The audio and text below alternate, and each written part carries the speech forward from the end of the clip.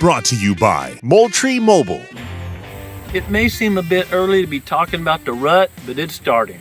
One of the first steps bucks go through preparing for the rut is shedding the velvet off their antlers, getting those hard antlers so they can spar and fight. And that's the start of the pre-rut or rut season, if you will, and it lasts all the way through until those antlers shed and testosterone levels drop like a rock. That period in between, biologically speaking, is the rut.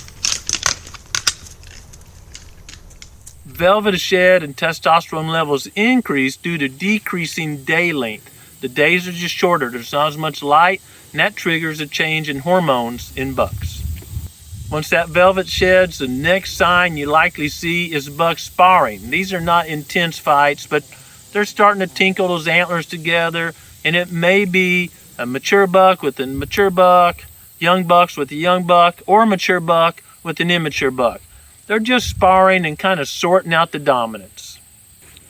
Throughout much of the whitetails range, we're in that period now, sparring, and we'll be in that period until the first couple of does become receptive.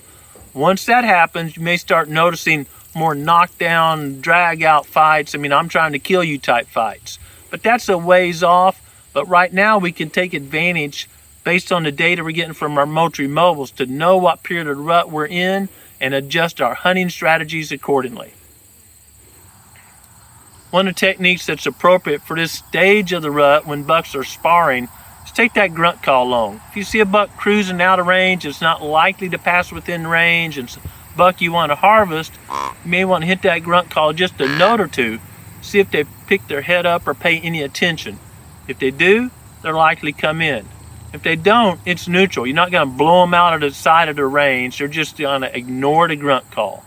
Using that grunt call during the early season is often a tool that's not used. But I take it along.